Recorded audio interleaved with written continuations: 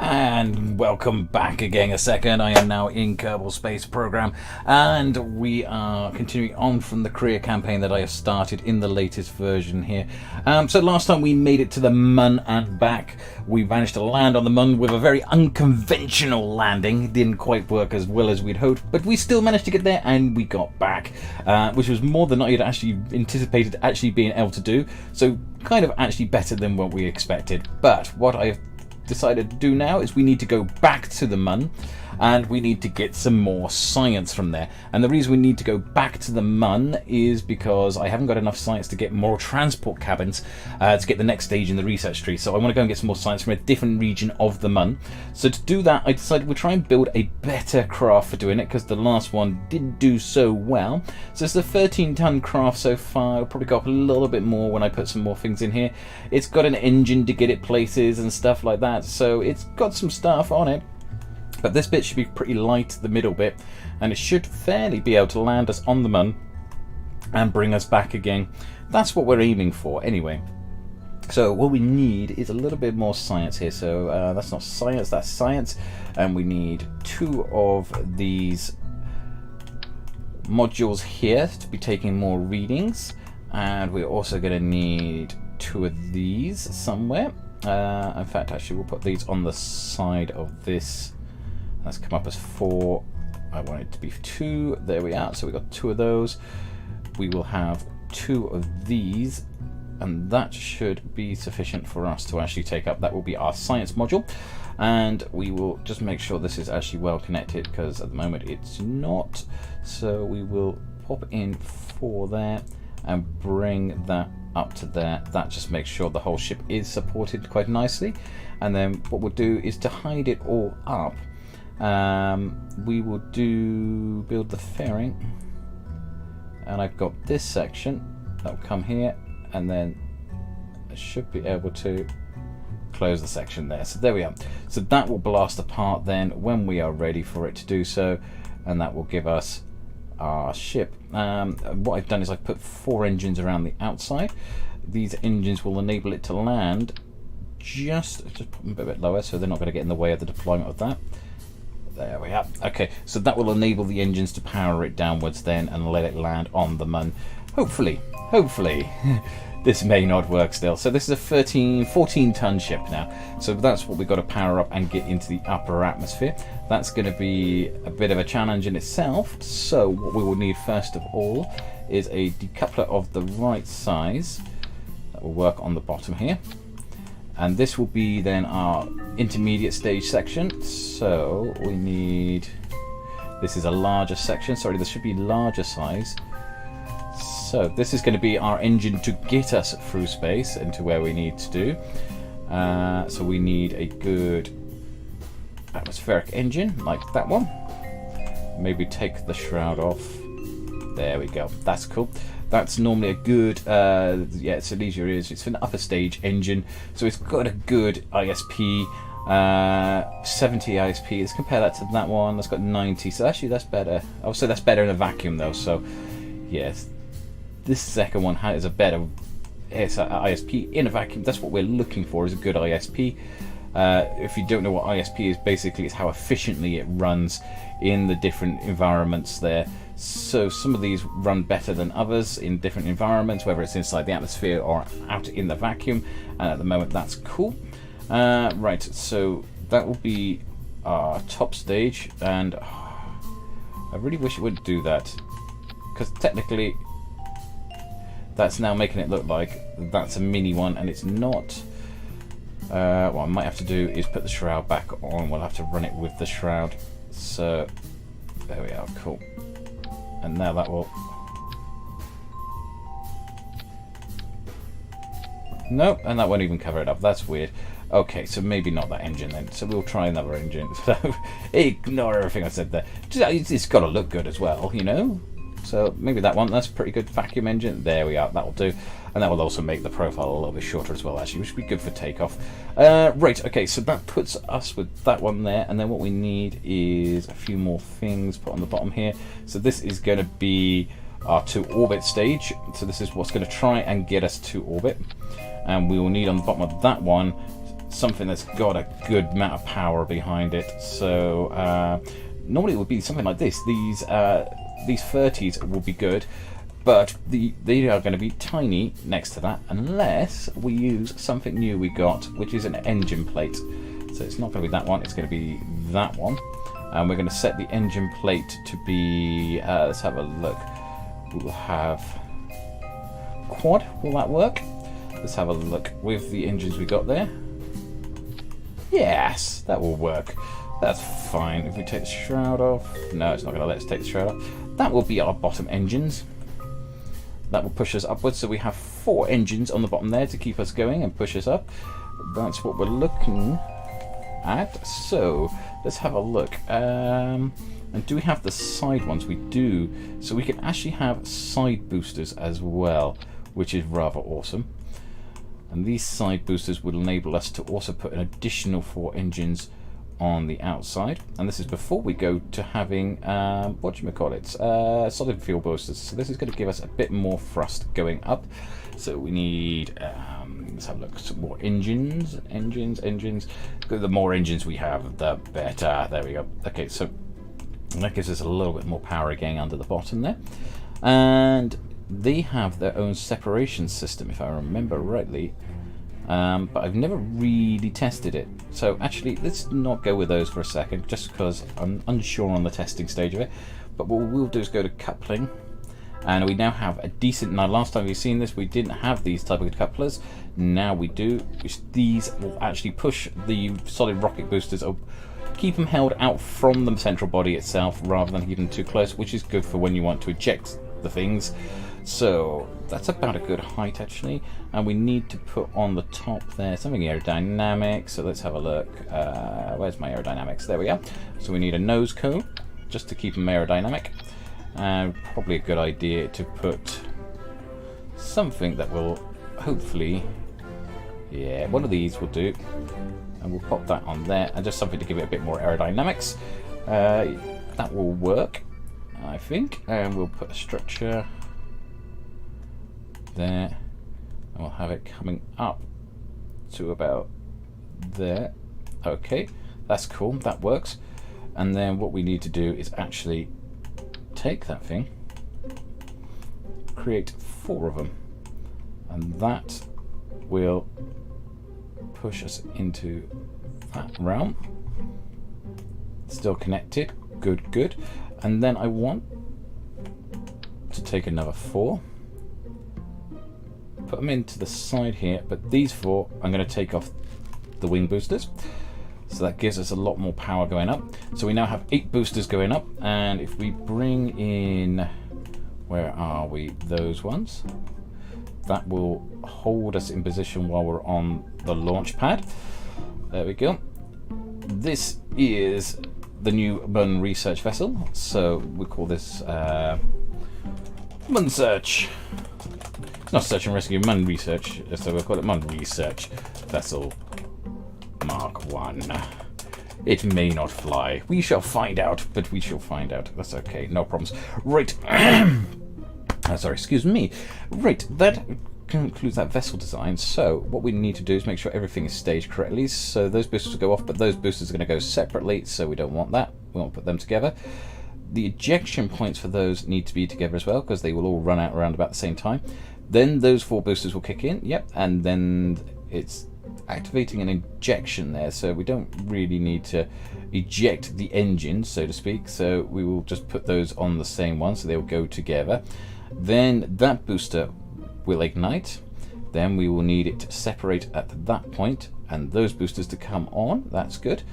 What we will need to do at some point after those boosters come on is eject out, the top canopy once we've landed it. That will get our science done. And on the way back, we'll need to eject that one, and we will need to put our drogue chutes first. There we are, sorted. That gives us our rocket all sorted and ready for launch. Let's take it over for a launch. And as I say, if you may be aware, Somerset's come out on Elder Scrolls, so I have been streaming that all week, but I'm doing Kerbal Space Program at least once a week as well. And tonight. I wanted to do this tonight just to have a bit of a break as well away from Somerset. I had scheduled it in to do this, but I did schedule it for the Thursday because I knew I'd want to be all completely into Somerset originally.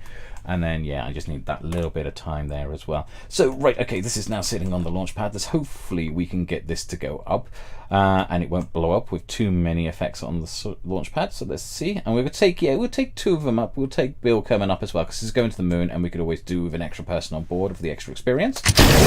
So off that goes. And yeah, that's... Hey, that does not bode well. In fact, we now have missiles flying everywhere. That is not how we're supposed to launch a rocket. I should have maybe put more structural supports on there. So, yes, that doesn't work too well. But it looks cool. But yes, maybe we will revert that flight back there. I'm not doing a no revert, by the way. I know that some people do it. It is quite a cool idea of doing a no revert. But, hey, I'm not doing it on this one. It's the new version. I'm just doing this for a bit of fun and a bit of having a laugh around with it at the moment. So let's make sure that they don't do that. And that requires putting some extra structural supports in. So we can do that. We'll pop some down at the bottom of these boosters. And oh, that's gone in the singular form. So we need to put that in the 8 form. Because I put these in separately, I'm going to need to do them twice. One on here. And say... We'll just try and position it about there, put it in, and then we can come back around here as well. We'll do the same here. It doesn't have to be perfect, it's just holding it in place. As long as we've got the 4 switched on the bottom there, that will make sure the ship is actually balanced weight-wise, so there's not a major problem there. What we'll also do is we'll just tie these together, and that will also give them a more rigid structure around the bottom there. Okay, so this will now be the Mark II, hopefully without so much flimsy struts for holding the side rockets together, the side boosters, the solid fuel boosters, and we can launch it just straight as it is. So let's have a look. So we'll throttle up, and turn on the SAS modules, and away we go. Hopefully that's going to be a little bit more of a solid design that isn't going to see those boosters flopping around so much on the side there to the point that it was nearly going to blow the whole rocket up and send it into pieces. I mean, we saw how it turned off to the side there. We need this to go up, not straight back into the bay over the far side there. So up we go. Now we do need to think about having a gravity turn, but I want to do that once my solid fuel boosters have done their job. And they're doing their job quite well. We are about halfway through the fuel expenditure of the solid fuel boosters, and we are just gone through the sonic, so that's good. We are now going to be approaching about 10 kilometers. That's good. We should be hitting about 20 kilometers by the time those solid fuel boosters run out, which is excellent. That's about the right sort of height that we want to start considering doing a gravity turn, which we want to do after we've cleared these solid fuel boosters.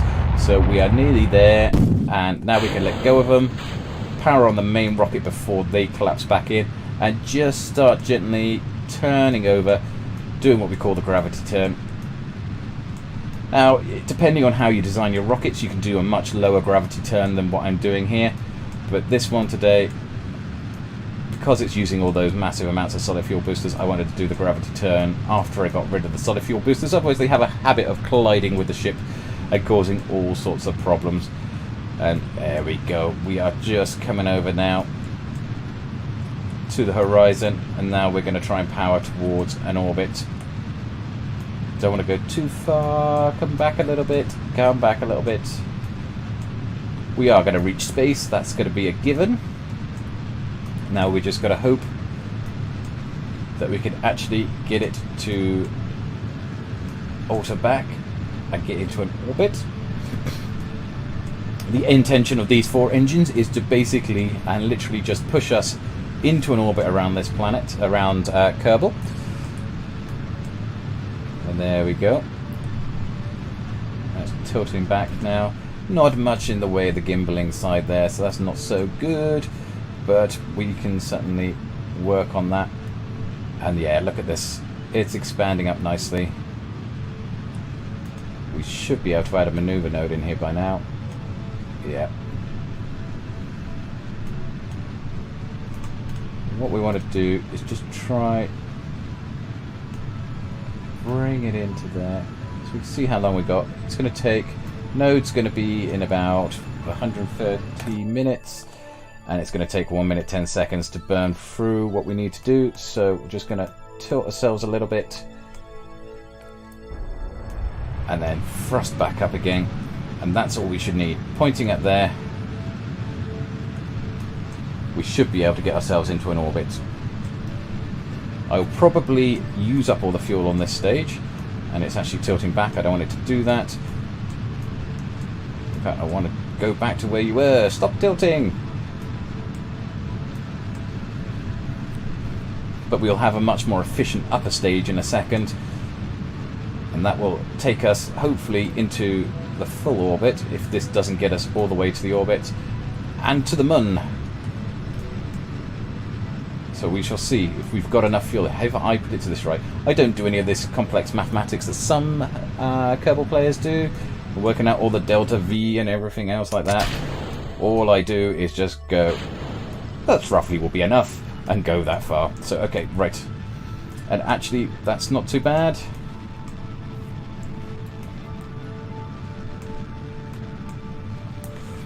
Drifting off a little bit, but we can keep that on course.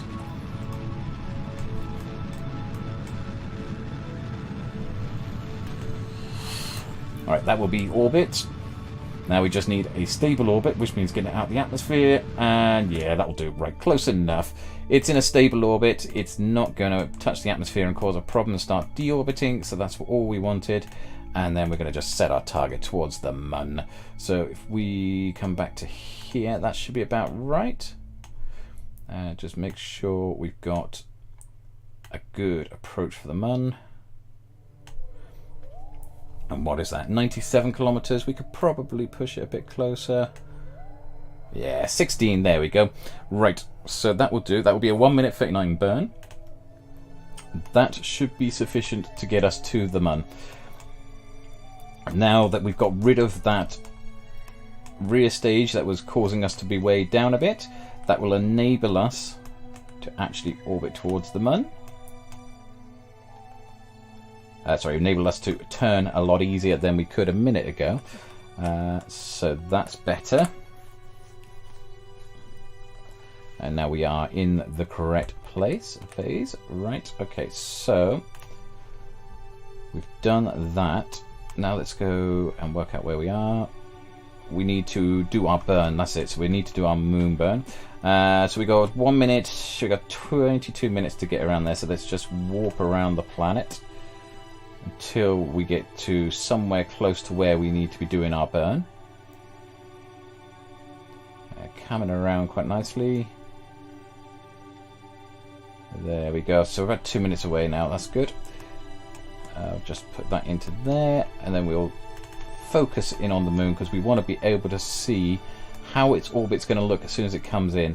And we want to try and get it like this, as close to the moon as possible. That would be perfect. I could actually then, and I want to have it at a bit of an obscure angle because we want to be trying to get onto some of these areas here, because we want to get sights from a different region from what we've already previously got. So we are nearly there, ready for the burn. Down to 1 minute 40. There we go. So we'll push that up, and what we'll do is, because it's going to take a while, we'll push the time warp up as well, so that's a bit quicker. Going through there. Hopefully this won't deplete our fuel stocks too much, because I want to use the same fuel tank for getting into orbit, and I also want to use the same fuel tank for at least bleeding some of the energy off for getting back up again. So we will just slow time down a bit, back to normal speed. And we'll just watch where that's going. We'll just take it a bit slower now as we're getting closer to it. And now we can just slowly bring this in and watch where this is going. We want to try and get this as low as possible, like literally as low as possible, because that means it's going to be as efficient as possible to gain the orbit. So we are at 16 or 18. There, 6 kilometers. You cannot get it any lower than that. That is awesome. that might be a little risky, but wait, we are used to risk. That's cool. We are Kerbals. We're in Kerbal Space Program. If you don't do it a little bit risky, then why not? Why are you doing it? You might as well go home. It's Kerbal. So, right. Let's warp to here. And let it come across.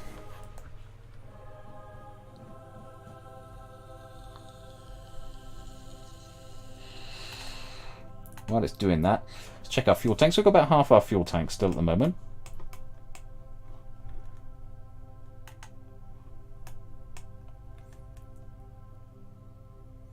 Then we get it to there, and we'll add a maneuver. That just brings it not so close. So that's going to go. Bring its periaps right the way down to 4. We don't want to do that. We want to bring the periaps back out a bit. Yes, there we are. 11 kilometers at its peak, 6 kilometers at its lowest.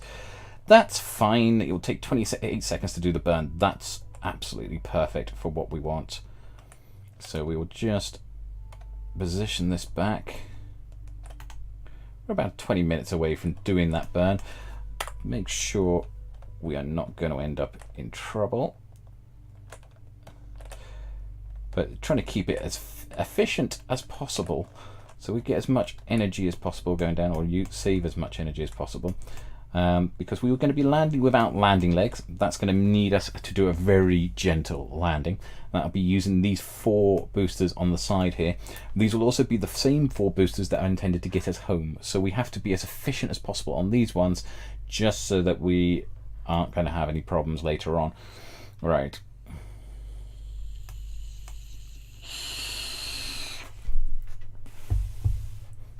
Let's see how we go.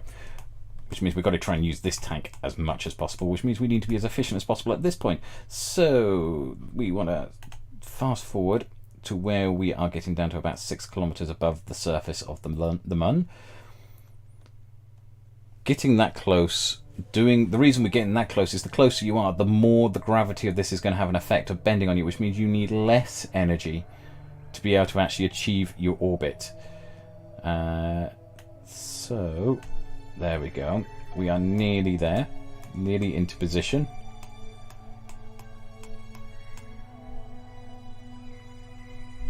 As you can see how low we are coming over the moon to do this orbit.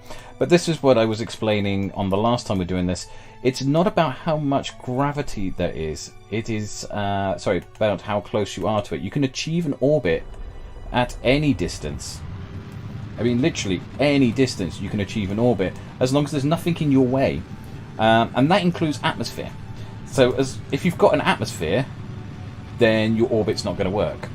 But if you haven't got an atmosphere, like around the Mun or Nimbus, you can orbit much lower than you would do, say, around a planet that does have an atmosphere, like Kerbal.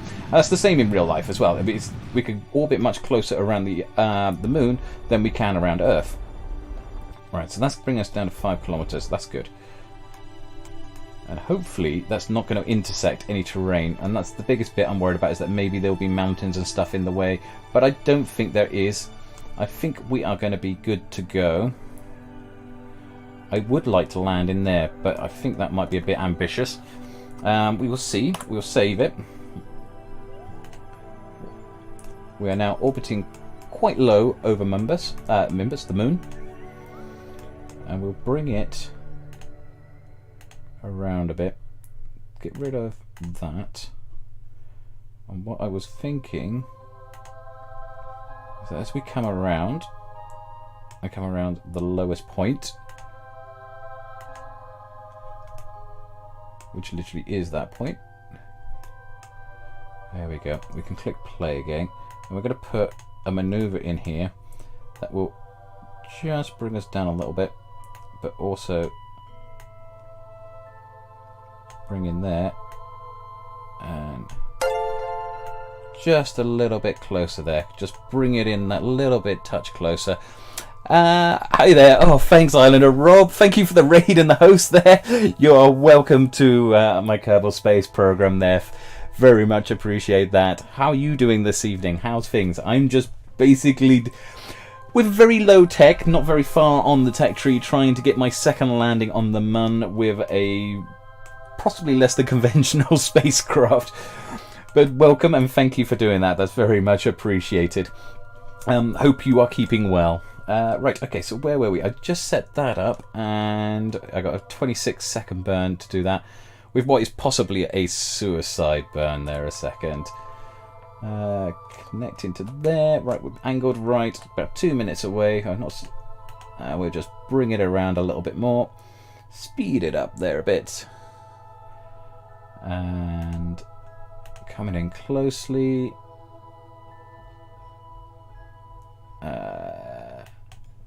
And there we are. Right, okay, so let's push a bit of energy into there and let's start throttling towards we want. I want to try and land in that crater.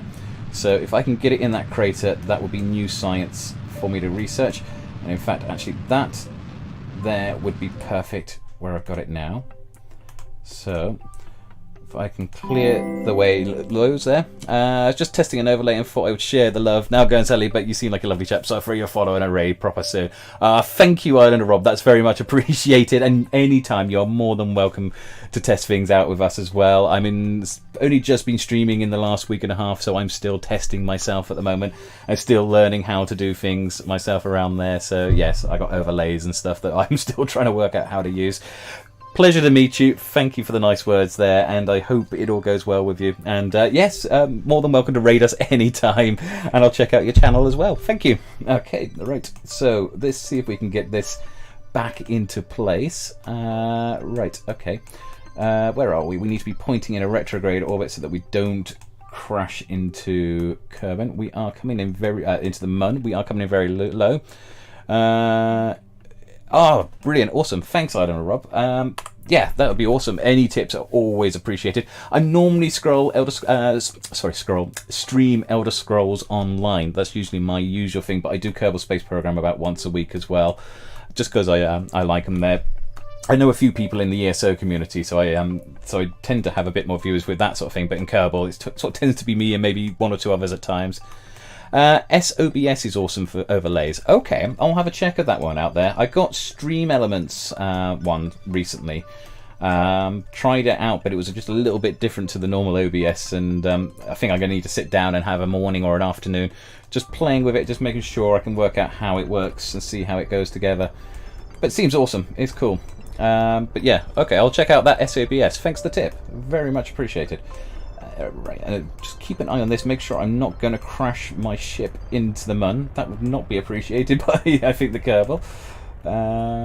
Right, I think we're all right for a second. Let's just take back into that view. We are coming in fast, so I do need to bleed off a bit of energy. And we are about 5 kilometers up. Probably about now is a good time to start pulling off some of that momentum, I think. So as we are flying over here, I want to try and avoid this crater that's just beneath us. So if I can land on this plane over here, that would probably be the most ideal. We're coming down to about 200 and just watching the speed coming down. Hopefully we should just pass the lip of this crater. That's perfect. I think that puts us over it. Your Minecraft, surviving Mars once a week. Ah, cool. So you do Kerbal Space Program as well, and Minecraft. Excellent. I like Minecraft as well. I haven't done any streaming in Minecraft because I haven't played it for a while. I used to play it on the Xbox going back a bit. Yeah, it's still... this is using, obviously, the latest version of Kerbal, so it's got that 2-man pod at the top that looks like the 1-man pod, but there's no mods in this. It's just basic game. But I just wanted to see if I could do something. I'm not very far into the tech tree at all at the moment. This is just... I haven't even got the passenger tin, you know, the can tin and everything else like that. But I just wanted to bring something over that would be able to land and get me a bit more science. I'd already landed last time. And the rocket I had last time actually managed to fall over. And I used the cargo bay doors to prop it up to enable it to take off again. Which it worked, but... I suppose if it works... Oh, hang on, there we go. We're coming in a bit fast. See the shadow there now. So let's just slow it down a little bit. Do it a bit more cautiously. There we go. I just want to use up as much of the fuel as I can left in this one. bring it down ever so gently. This is actually not too bad. I may have timed this not too bad at this side. We'll see what happens when I get to the whole thing. Yeah, love to talk soon as well. I'll check out your channel as well. Thanks, Island and Rob, for that mini raid there. Always happy for you to test it out on us if you want to as well. That's cool. You take care. Have a good one. Now this should slow us down. That will blow up out the way. Okay. And then we just need to slowly bring it down. I think we've got this. Slow it down even more. There we go. And it's landed. We have landed. Okay, so let's eject off that bit. That's actually probably with a bit more force than I ever intended. But there we are, that went off there as well. We now have managed to make it to the moon. I can't do spacewalks yet, so let's have a look here a second. Open up the side here. Observe the material doors. Now I actually need to just open up. Let's keep the experiment. I should have done that on the way down as well, but never mind. I should have blown the sides off this on the way down, but never mind. Got those there. We'll take both the data. Really needed one of these now because pretty much one's more than enough. But I love the pressure data there, and we will take the temperature data as well. As I said, I should have done these on the way down, so we had one from above and one when we're on the surface, but what I wanted was just a bit more science to take with us back home. And then let's get a crew report from in here as well. Keep hold of that one. And then to be on the safe side, now we've got all of that, we can just pull that all into the container because we're not going to take all of it down with us through the atmosphere when we come back. No point in bringing in dead weight. And I did intend to do a double check and save before I take off, but if we... no, that way we want to go. Just make sure we've got enough energy first. That should put us up a bit more and give us enough of a takeoff space. Yeah, that'll do. This might be a bit unconventional in what I'm going to do next, but there we go. Right, so we're going to pop out from there. There's a 12-second burn needed to get us into that orbit. It's a bit of a high orbit, but still, that will get us where we need to go. There we are. Cool. Right, so quick smoke there while we're heading back up.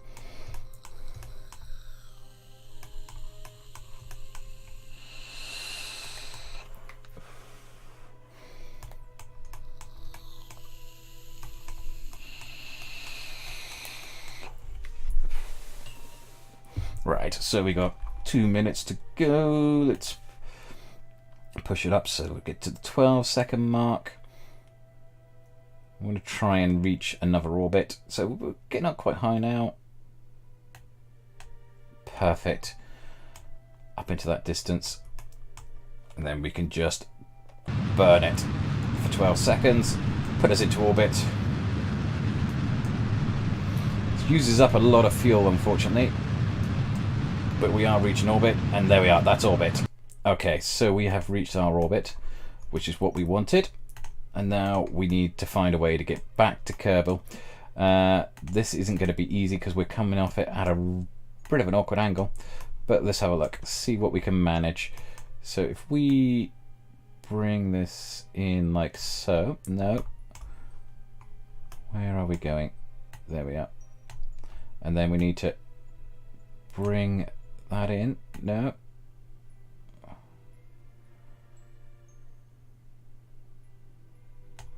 How's that looking? Nope, that's not going to be a good orbit. Right, okay. No, I think we're going to need to bring it around a bit more like that.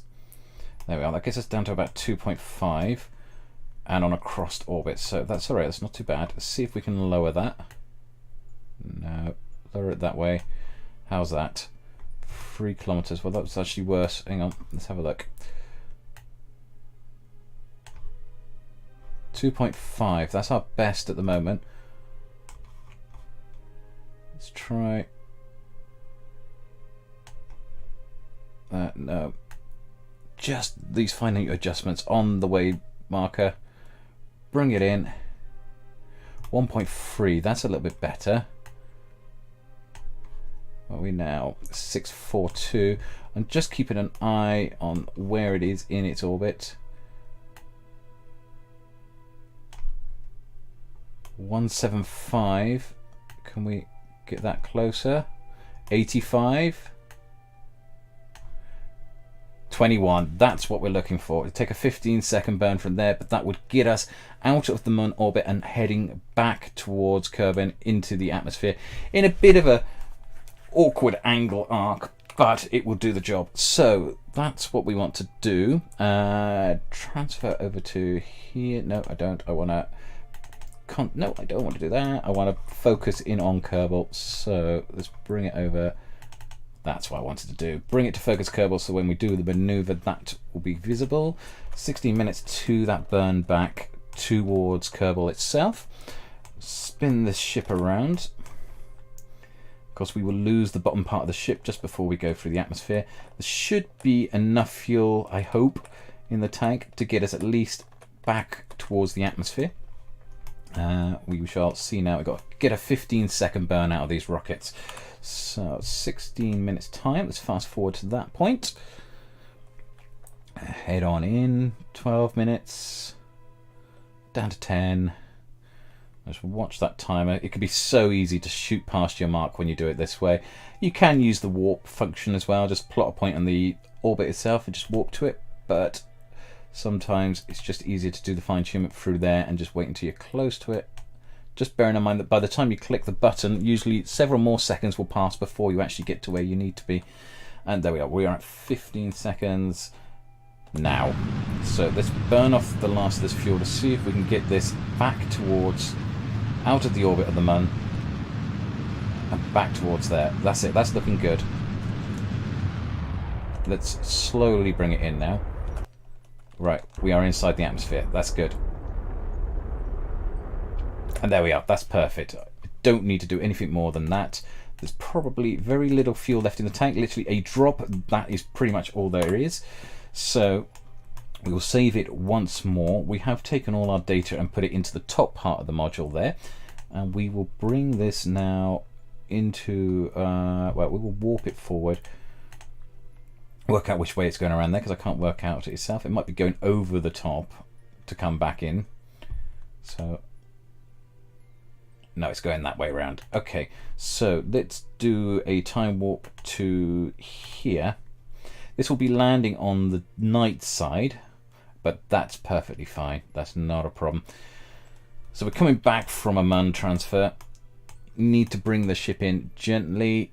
He says, bang, there we are. Right, so where are we? We're at altitude of 339. We are going to be approaching quite rapidly. This point forward, we want to be able to be pointing our ship into the direction of travel. We're coming in just over the polar caps, which is good. And we will get some more readings when we get down onto the ground. So let's have a look. Just hope this all works coming back into landing. That will hopefully give us a lot more science that we can use then to develop our track tree further and do a lot more stuff. So let's fast forward. There we go. Ship will bring itself back around. Spin the ship around as well, just to face that way around. It should be okay. And what we want to do is at this point, let's use what's left of our fuel and then eject it. And voila, we are now sailing back down on our own to the surface with... where's my details? I just want to see how much fuel is left on board. How much electricity? Yeah, plenty of electricity on there, and we're about to hit the ablator. You can see we've ejected the bottom part. We are now about to hit the atmosphere. This point, then it gets very dark because we've hit the dark side, but it will get a bit prettier because we're about to hit this area, the atmosphere, and it will have the flame effects coming off.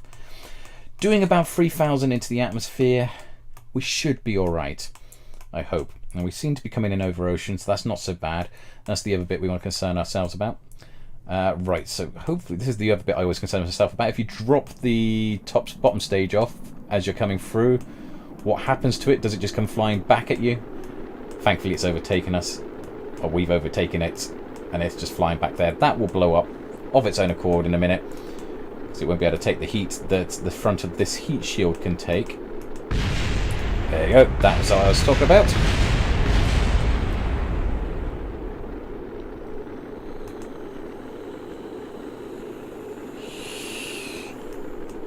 Oh, look at those parts flying past us. That's not so good. We're flying through our own fireworks that we are created by ourselves by that bottom stage, which is now detonated and gone. We are now about 27 kilometers up. We have lost about 1,000 meters per second in velocity, but we've still got another 2,000 to lose on the way down. We're down to about 1,500. There is land in the distance, hoping we hit the ocean though before we hit that land. Right, okay, yeah, we're not doing too badly here actually. We've just hit the upper atmosphere, the inner atmosphere, some of the thicker parts. We are now at about 15 kilometers or 17 kilometers up, and we have lost all of that speed, which is good. That's what we wanted to do. So that means we've got past the hairiest part of it, which is getting past all that effects of the heat there and through the actual tough part. Still losing speed at the moment because obviously we've got a blunt edge at the front there that's acting like an air brake, and they're heading towards terminal velocity. When we get to about 10 kilometers, then I will deploy the chutes. I don't want to deploy the chutes just yet. There we go, that'll do. So that's the drogue chutes away. That will slow us a bit more further down. And then as we get down to about 8 kilometers, let's deploy the main chutes. There we go. And then we can just speed this up to get it down towards the surface for what should be a fairly textbook landing. Right, so that's the drogue chutes slowing us down even further.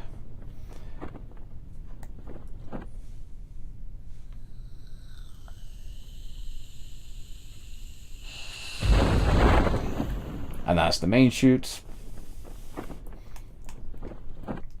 And yeah, 5 meters a second. That's perfectly good. So we got no problems with that.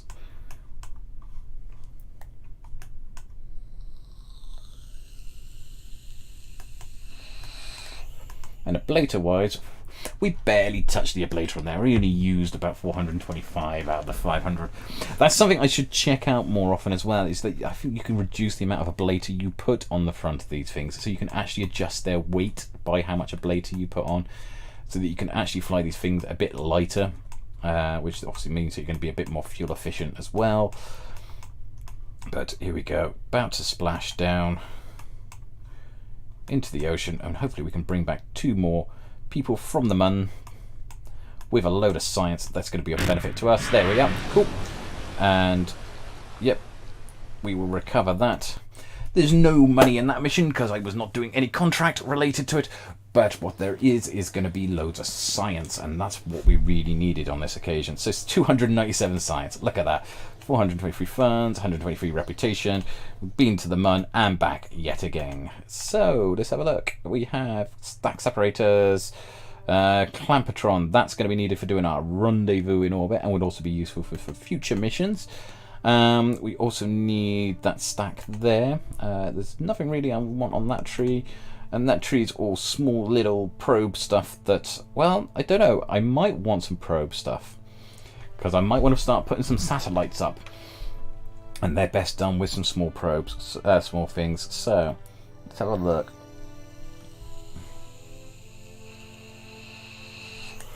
Yes, so I have 297. That's enough for 3 items. I haven't upgraded this, so I can't go to the next stages up, but let's research that one, and let's research that one because I need that, and let's research that one. That's good. That's filled up everything I want in the tree. There is some airplane parts that we could possibly get at a later point, but I'm not so worried about those at the moment. They do have some nice aerodynamic and adapters and stuff like that that are used for if you want to create airplanes or single stage to orbits that take off from the runway, go into orbit and come back.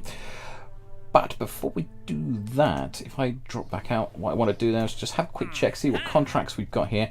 We'll probably make some more money. Not sure we'll make it to Mimus right away or not, but we shall see.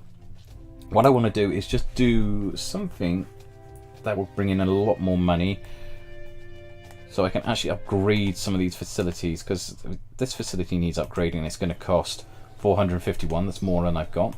That's going to cost me 282. They're giving me unlimited contracts. That will give, I will need to upgrade, that's 845. So that's going to cost a bit. That's already fully upgraded. That's going to cost 500,000 to upgrade. That's going to cost 75,000 to upgrade. Well, that can do. So we can disembark. And we need 282,000 to do the final stage of that. So we can perform EVAs and stuff like that. That would be nice. But we can now disembark on Kerbin. That will enable us to get some science from Kerbin itself. No, I did want to go into the space hangar. That rocket was quite good. It did its job. But what I want to do is have a look, see what we've got here. So ferry free tourists to their place. Orbit around Kerbin, orbit around the Mun. Orbit on spaceflight around Kerbin, orbit around Kerbin. So those three want to go around Kerbin. Those three want to go fly by the Mun, land on the Mun, land on the Mun, fly by the Mun. So there's some there that want to go to the Mun, some that want to go on to just Kerbin. What we'll do first of all is take those. There we are. So we now have a bunch of missions for NPCs or tourists to go around Kerbin. And how many have we got wanting just Kerbin? So we got 1, 2, 3, 4 there. 5. Oh no. 5, 6. 6 of them just for Kerbin. Right, so we want to create a craft that can achieve orbit. Not one of them. We want a brand new one. New ship. Okay, and we will start this. We'll base this around the concept of taking 6 people somehow into orbit around Kerbin. So start with that. That carries 4 people. And let's have a look at the pods we got still. So we've only got the 2-man pod still, which we could use to take up another astronaut, I suppose. But some of these carry 3, don't they?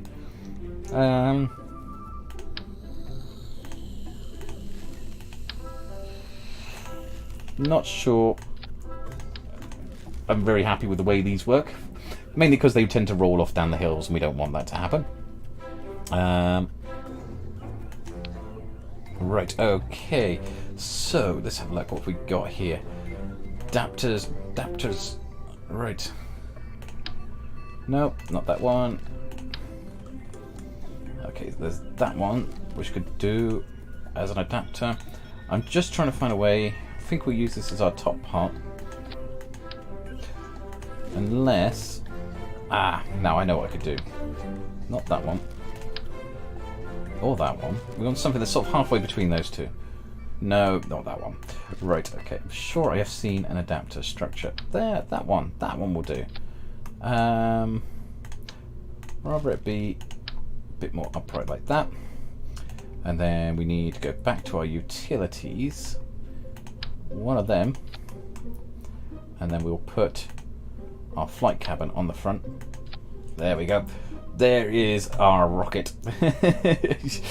Right. Let's put the lights on.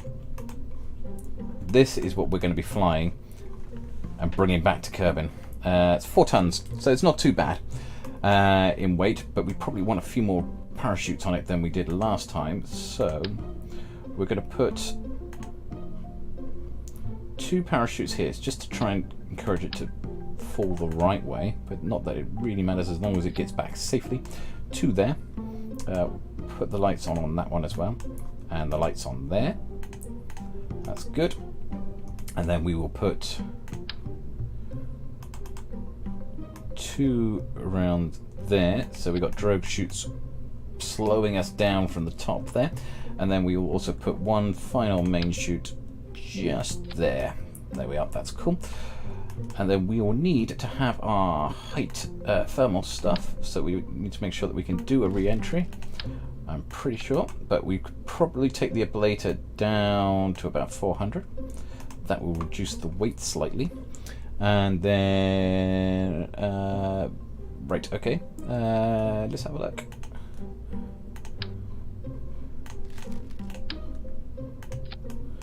And in there, we'll just pop that in across. Oh, no, hang on. We started from that bit, so we just need to bring that up. This will be our lander. That will be the bit that will come back to Kerbal. This is literally a tourist rocket. We're doing this purely so we can get money. So we want this to be as cheap as possible as well. So we literally got the basics. We've got it to be safe, and we need to have something that will push us into the actual orbit.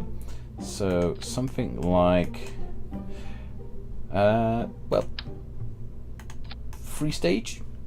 Well, maybe we'll do it that way. Right, okay, so let's do it as a 2-stage there. I'll have a very basic engine at the bottom there. And we'll put, where's our couplers? Not that one.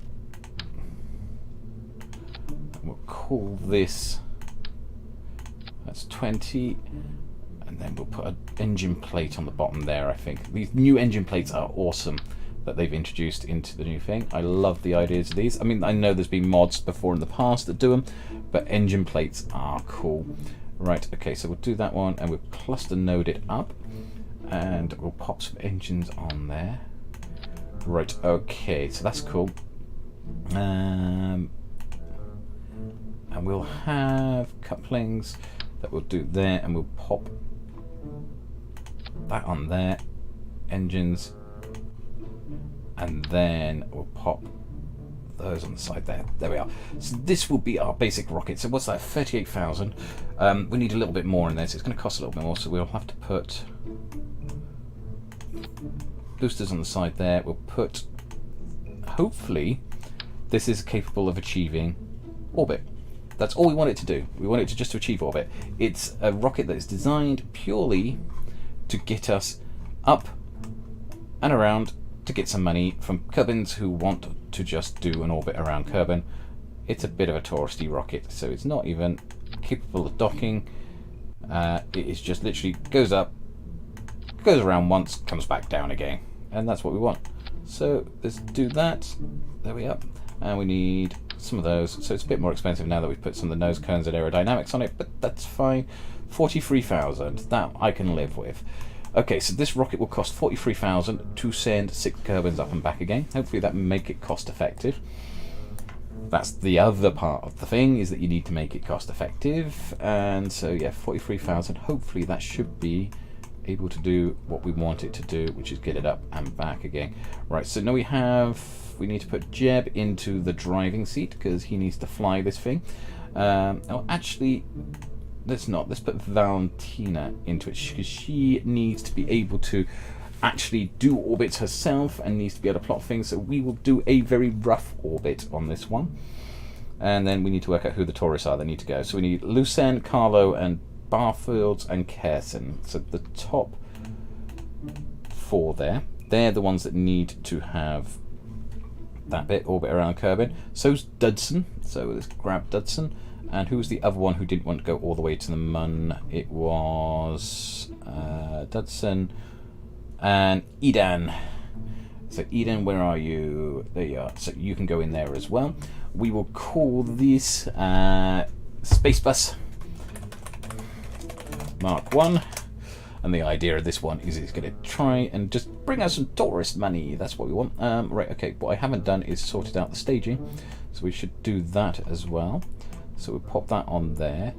And we will pop these boosters on a separate one. That should be... Actually, that we should have these going at the same time as the solid fuel boosters, but keep them down low. So then at that point, this will separate here. And then that booster will activate... So yeah, this will separate off there, then the booster will activate, then we want it to separate there, and then what we want to do is just make sure that we deploy our drogue chutes first before the main chutes, and there we are. That should be effective. We hope. Touch wood. Let's test to see if this works.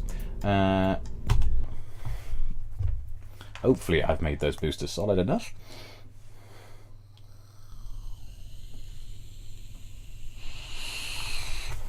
Okay, touristy space rocket space bus thing Mark 1 is about to give a test of its first launch. So let's see how this does. Actually, we should turn down the throttle. I don't want to put it up too high. It's giving a small amount of thrust extra.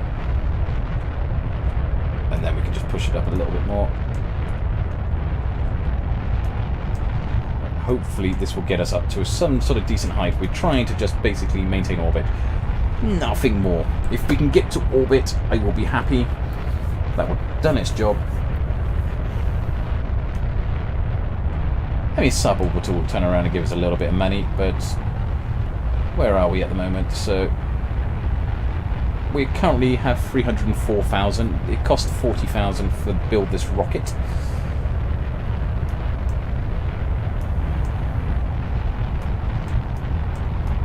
So what we need to do is exceed that.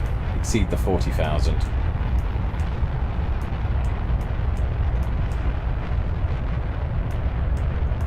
Alright, so we're approaching up to the 20 kilometer mark. There we go. And we can get rid of these side boosters, push the thrust up, and start turning over. Like turn, like actually turn. Step by step. I really need to put... Right, okay, I can see where I've gone wrong here. I've made it way too basic, and I have no gyroscope on it. So I got no CC, and there's no gimbaling on these rockets at the bottom here. So it is literally running off whatever's built into the top of that top crew capsule.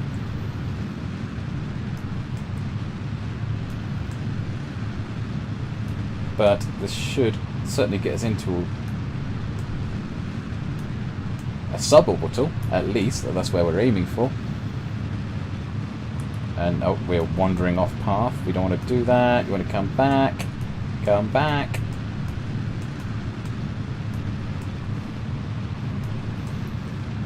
Alright, it might be a very rough orbit. If we do achieve an orbit,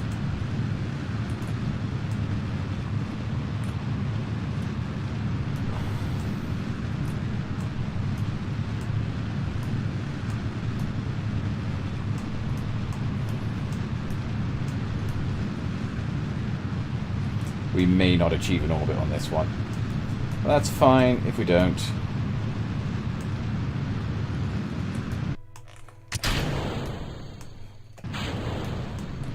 But that's a bit more manoeuvrable, so we can now head towards where we're supposed to be heading, which is that horizon there. And maybe just duck it down a little bit, because that's what we want. Oh no, we want to see if we can bring it into orbit. In fact, actually, we can probably duck it down like that. And that will push our orbit much closer. We got more chance of getting the orbit. Pushing the velocity outwards.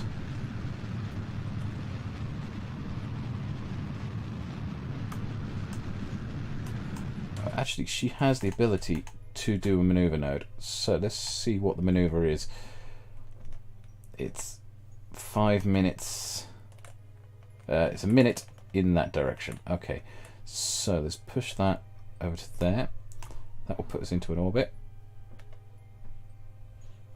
Hum it around. Speed it up. And there we go. That should be more than enough. Let's see if we've got enough fuel for it now. We should have.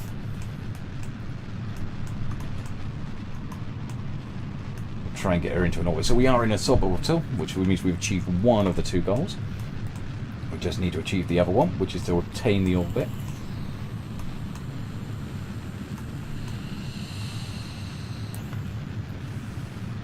If I was to build this space bus again, I would probably put some additional things on there, a bit more of the gyro wheels to enable it to maneuver, and maybe a couple of solar panels just so that we've got some energy, not relying on the engines alone to do this. So any energy this thing has at the moment, any electricity, is all from what's being generated on the alternators on these engines. Yes, we are going to reach orbit with no problems here now. Look at this. So there we are. That's coming out. In fact, that is orbit. And there we are. We'll stop there. So that's orbit reached. That should be all our itineraries done for them. and then, right, okay, so one thing I do want to do while we're up here is because we can now, oh, I don't think we can, oh, we can EVA, cool.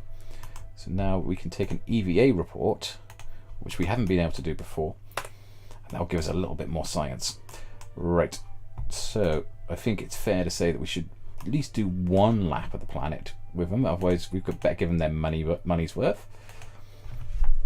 I always think it's a bit harsh that you go up, you may get in orbit, and then you come back down again before you've even done one lap.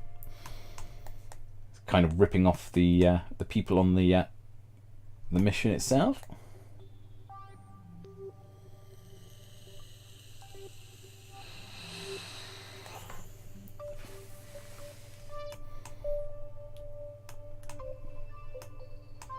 Right, okay, and now we are around. What I want to do now on the next lap is bring it back down again. And we want to start decelerating about there. Cool, so let's spin this baby around.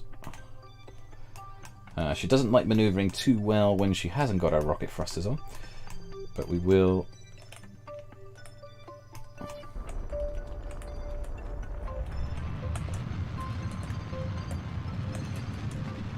See how close we can bring it back. So now we're back inside an orbit.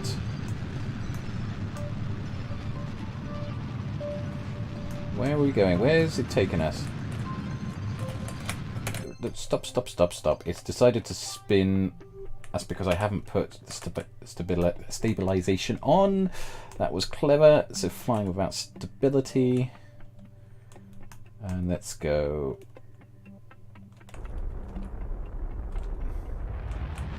That's better, a little bit more stable.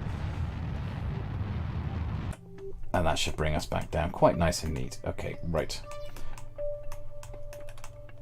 Should point this towards there. Save this because we're doing this without the ability to do the retro burns on this.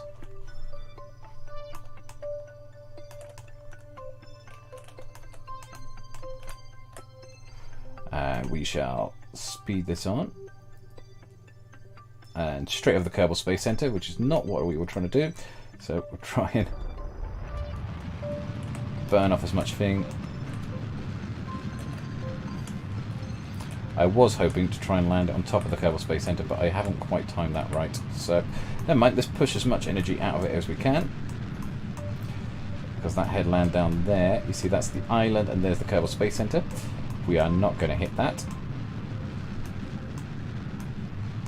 But we can certainly bring it as close as we can.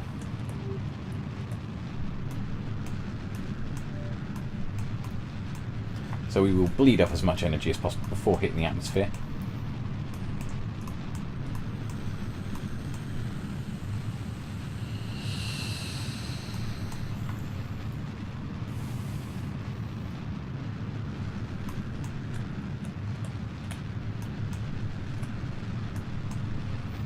And there we go, coming down ever so slowly. Another little island there, straight ahead.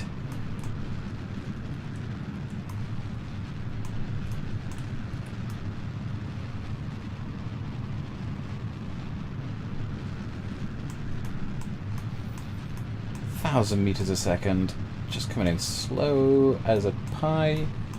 We will be there. 900.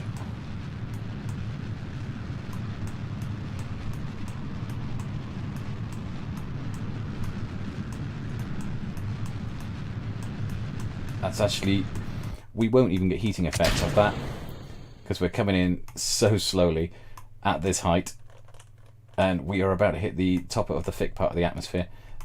That will probably now just fall and crash. Yeah, look at that. We've got surface speed now coming in, and yeah, we're at about 600 meters. It's rising at the moment because gravity's having its effect, but we are getting into the thicker part of the atmosphere, and it won't have so much of an effect on us when we get that sort of distance. We will probably have some slowness coming in. There we are. It's starting to slow us down now, gravity. So that's good. We want to try and keep it as close to that bit there It's coming down to 500. We should be around about the right speed to safely deploy the drogue chutes. We're going to probably hit the ocean, not quite onto that island over there. There we are. Drogue chutes away. That will drop our speed even further. Main chutes off. Maybe a bit of an overkill on the main chutes there looking at that now, but never mind, that's still good enough for me. And then we can just speed it up now as we bring it down to the surface.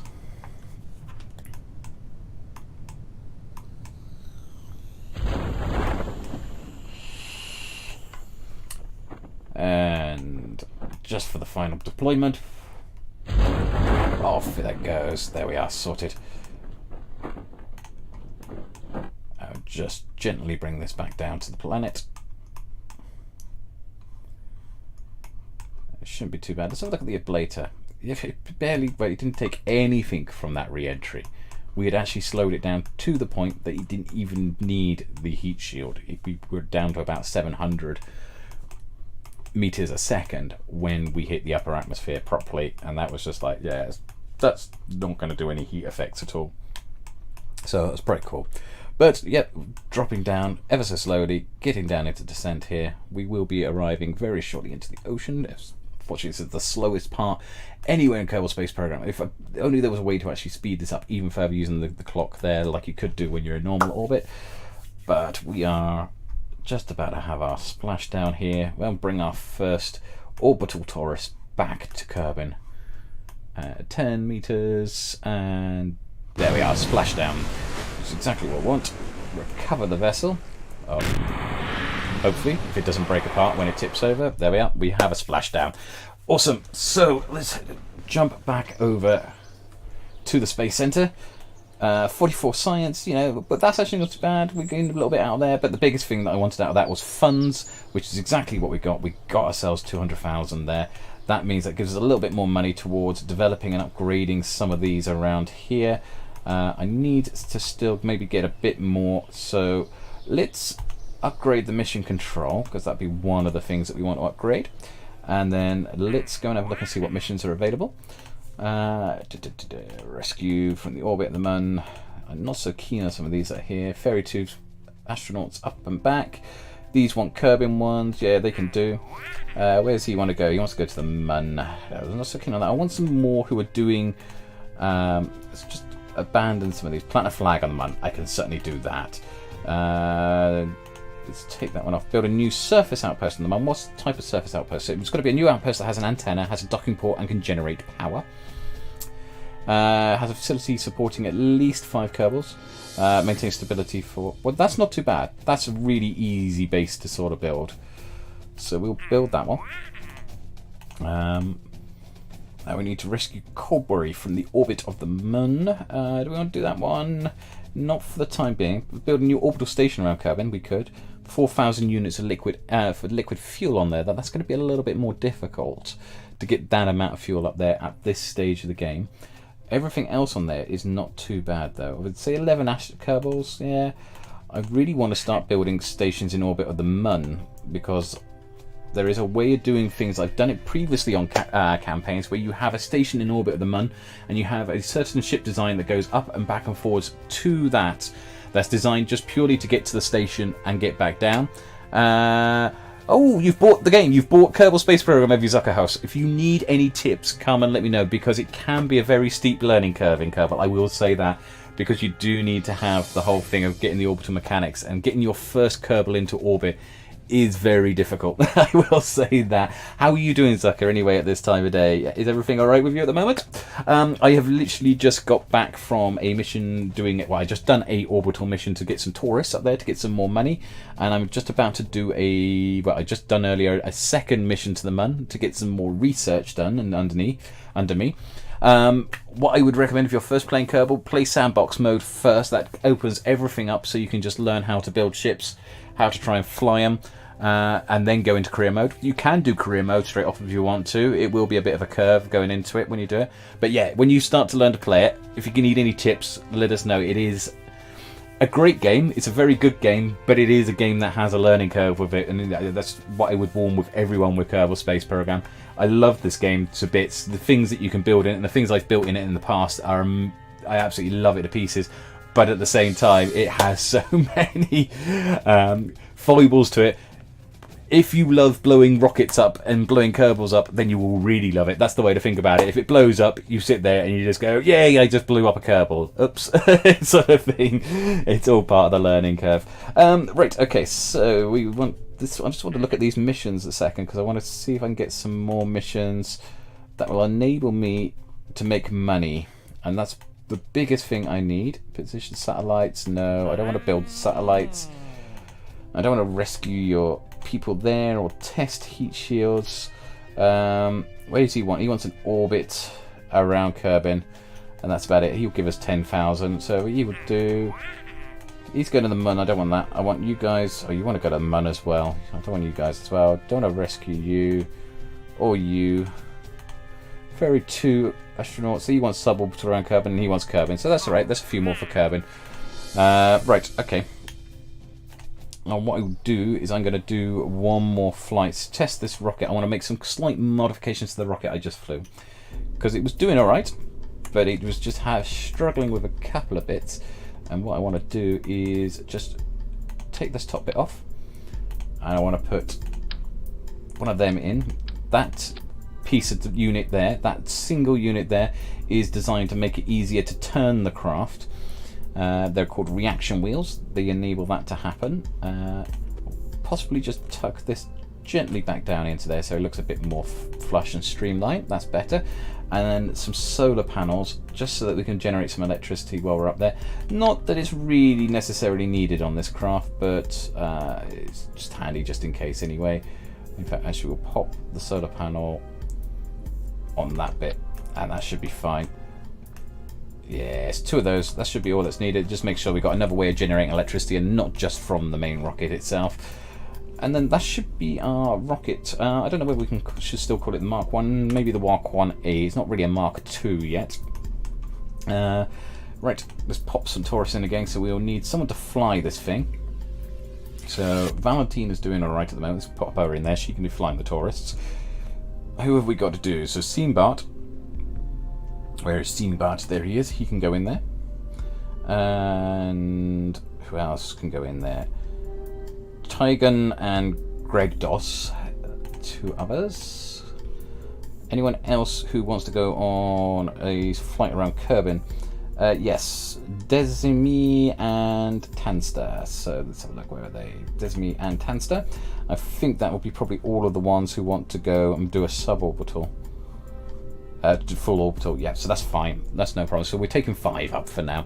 Actually, what I could do to get some more experience, I could take Bob with us as well.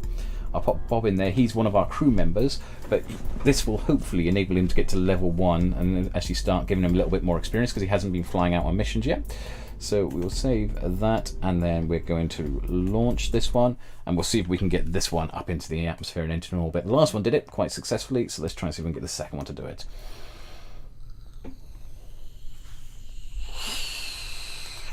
Right, there we go. Ready on the launch pad. So we need to activate, press T to activate stability. So that's the SAS module there. That activates basically the reaction wheels that are in that module and in the top cockpit there. That will make sure that it's a little bit more stable when taking it off. Using the shift key, we'll put the thrust up. We don't need to bring the thrust up completely, so we'll use control to bring it back down and keep the thrust, which is this bit here. On the bottom, sorry, I'm pointing with my mouse. I haven't got my mouse enabled on OBS. That's not really helpful. The throttle is on the left-hand side of the gimbal board. So the ball at the bottom there's a little thrust meter there, throttle on the left side, and as you push it up and down, it will throttle up and down. With the solid rockets, it doesn't make any difference to the solid rockets. It's just for the main rockets that are in the center. But there we are ready for launch. So we'll take off. That's our rocket getting to lift off the launch pad. Hopefully that will get it up. Well, last time it did okay. It had no problem, so this should be fine again this time.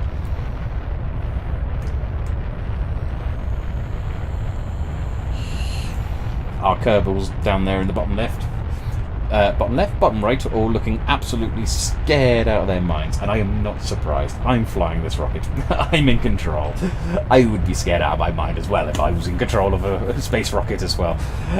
For real. Anyway, up we go, ascending through the atmosphere. Proper term, and ascending. And we should not be far off, getting ready to eject our solid fuel boosters that are getting us up into the upper part.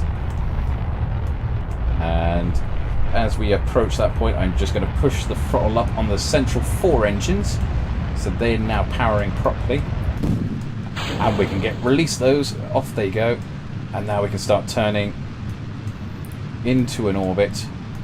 We're doing what they call a gravity turn, which is basically trying to just push the ship over gradually but surely,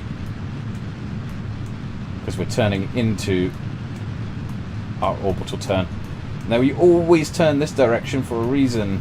You can turn the opposite direction. That's going into what's called a retrograde orbit.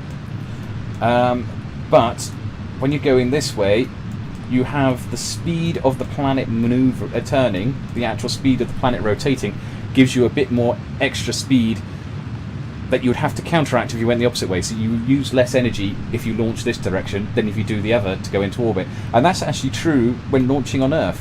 That's why all rockets fire off to the east and not to the west if they can avoid it, because it uses less energy to go to the east and enter orbit from the east, because that's the direction the Earth rotates, than it is to go the opposite direction to the way the Earth rotates.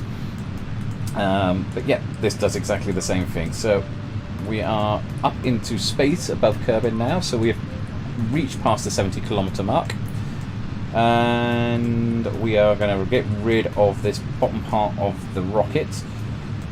So it's going to run out very shortly. Boom, there it goes. And then the top part of our rocket can push us on forwards to orbit. So let's just check to see where we are in the scheme of things. Up to there is fine. We'll create a waypoint so that we know how to do, or say waypoint, maneuver node, so we can see where it is. And we've got 1 minute 38-second burn needed, and we need to do that in about 2.5 minutes. No, well, it needs to be completed in 2.5 minutes. So we will need to wait another minute. We'll just speed through that. Okay, that's a bit too far, but that's alright, we should be fine. We'll just put ourselves on full thrust. Speed that up a bit. And we should be reaching orbit very quickly.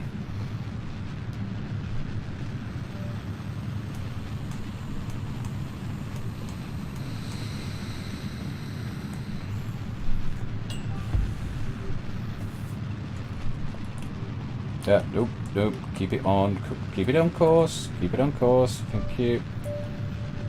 Right. There we go, that will do. Right, that's near enough there, that should be in orbit now. Yeah, look at that, we're in orbit. Got that a little bit wonky, but that will do the trick. Lowest 142, we go up to 597 on this orbit, that's not too bad though. And what we want to do is, as I said before, we'll take that off there. That's got them sorted. We will speed it around so they've at least got a chance to have a bit of an orbit. And then we'll bring it around again, and I'll create a node here. And yeah, we'll put it here. We're going to try and bring it back.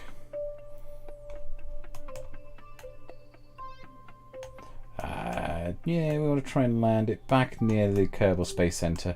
So about there. We'll come in over the dark side. That's all right. Okay, so maneuver around there.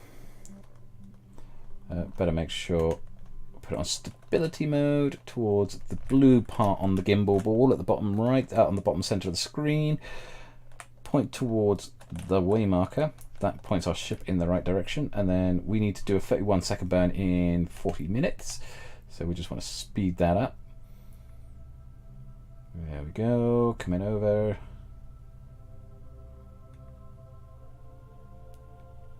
Speed up even further, come on, 20 minutes.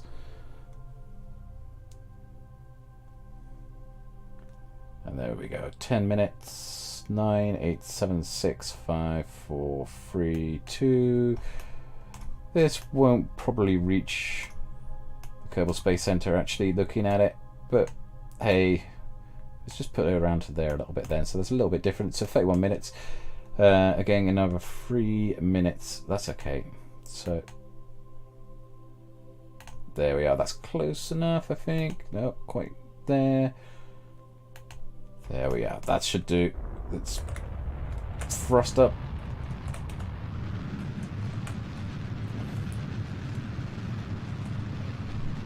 This should then break our orbit away so that we can start coming back to Kerbin. We are going to be hitting the night side, unfortunately. But that's okay.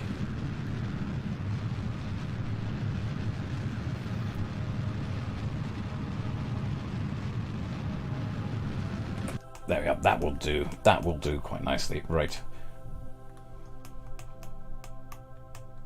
And as we come down, should be hitting the atmosphere very soon. Nope. Okay, so that's the peninsula where Kerbal Space Center is. So we want to aim our ship into the retro orbit. And we're going to just fast forward a little bit more. I want to try and get as close as we can, and then I think that's where the Space Center is, isn't it? No, we are miles away actually.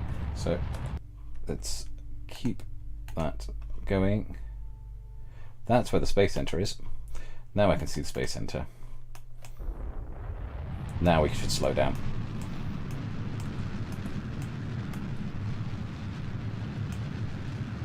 Apparently we got a maneuver node still in there. That's what's causing that thing up there. That should be enough. That should be more than enough. We will eject that and we will fast forward this. We are still going quite some speed, so there's probably going to be some heating effects like so. It means we are going fast enough that there is flames literally flying off the side of our ship.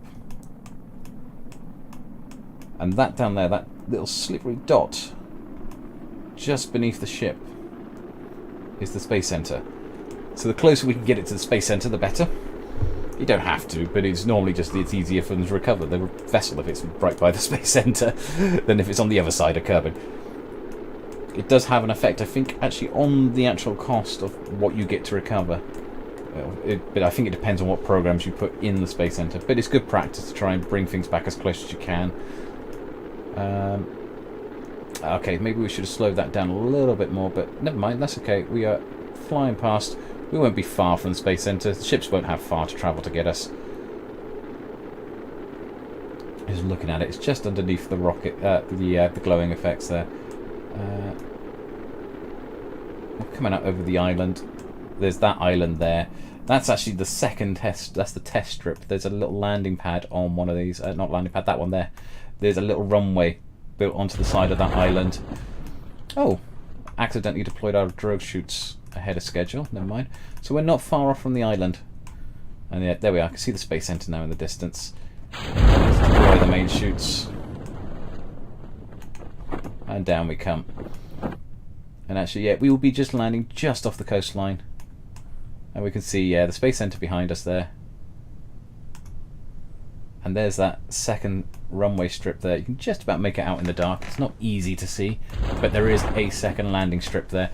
And it's for people to test with. When they take off with a plane from the main Space Center, they can bring it to land over on that one if they wanted to, as a test, which is quite handy.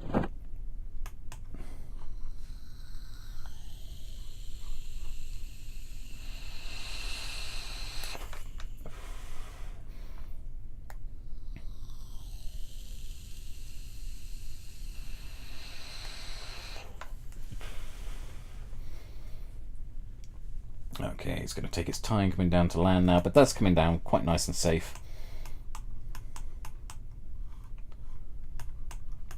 And bring us a buckload of money. buck, as in B-U-C-K, not the other word that's similar of the actual same way of abbreviation. Right, yes, we will have a load of cash from that. There's a couple of islands around us there, so, but yes, that island over there should be our landing place. There we are, down safely. And that does the trick. But what I will do is just turn this around, because we've still got the stability on there. I will EVA her out, so she can now climb out, and she can get an EVA report of what it's like to be over the ocean. It's only free science, but it's better than nothing. So we'll pop her on board, and we will recover the vessel. And that should produce us a fair bit of whacker cash. Back up to 420. Okay, so we've down to 300,000. We're now up to 420. Science has gone up a little bit there, but funds are going up a little bit more, and our reputation has gone up a little bit more as well. Right, where are we on our missions? Science data from the surface of the moon. That would be handy. That would give us a load of money as well, so we'll take that. Rescue Cat Flim from orbit. No, I don't want to do that. Let's get rid of that one. Don't want to test the poodle engine or the satellite. Very two tourists. Where do they want to go? One wants to go to Kerbin, and the other one wants to go to Kerbin. Okay, maybe. We don't want to do that. Or that one. Ferry VIP around the moon. No. Science data from the space around the moon. Yeah, we'll do that one. That's pushing our money up a bit. And what we'll probably do is I'll do another flight to the moon. But what I'm thinking is I could do a modified version of the last rocket that I sent to the moon. They want to go around Kerbin, the Kerbin. Don't want to rescue you. Conduct observational service, don't want to rescue you. Ferry 2 tourists around Kerbin, and those two around the moon. Not particularly great. Okay, so let's see if we can take 4 tourists to the moon and back. That will be a challenge. So, something similar to this, but let's open up our last ship that we sent to the moon. Mun Research Vessel, Mark 1. We'll make a Munbus 2. Right, that's not bad, but what we need is something that's going to... Let's take off that bit. And we need to be able to put on there, as well as what it's got there, space for another 4.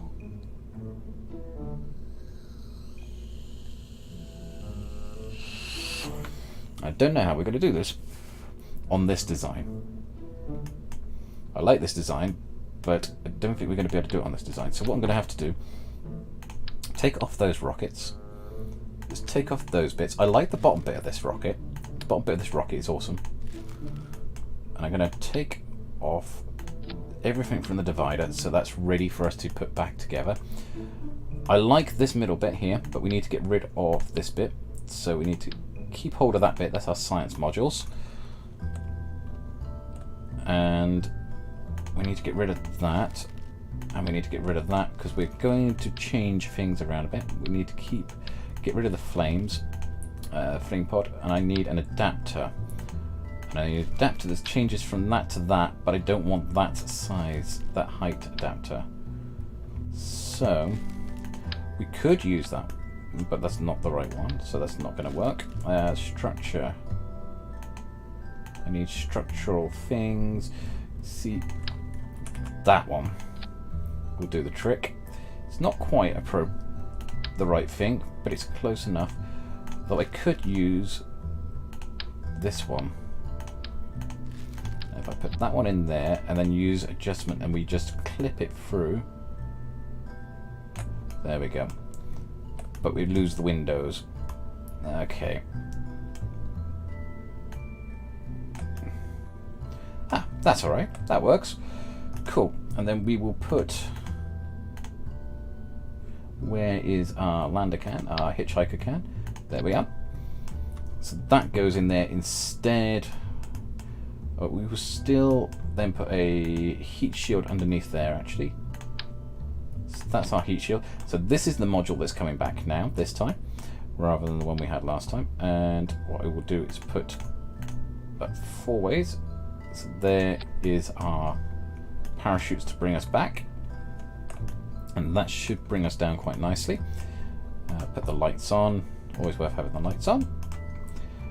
And then what we need is a connections. So a bunch of connectors.